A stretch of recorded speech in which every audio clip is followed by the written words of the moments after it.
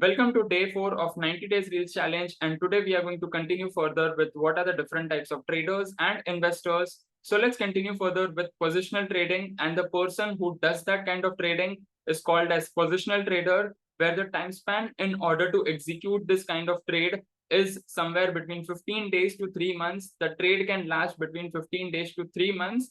And in this particular kind of trading, we are actually capturing a very good move. And for this particular trade to get executed in well-defined manner, we have to go in a top-down approach way where we have to analyze further with what are the most outperforming sectors, what are the most outperforming stocks, and then we have to enter this particular kind of trade that is for positional trading. And the segment in which we can trade is cash and futures. We cannot trade in options because options have weekly and monthly expiry. So the maximum for options trade is going to be 1 month, not more than that. So that's why we prefer cash and futures. And the time span which is required in order to sit right in front of screen is very, very less. And this is also a kind of passive income. To know more about next two kind of trading, make sure you check out the caption below and follow me for more and subscribe to my YouTube channel. And I'll see you in the next part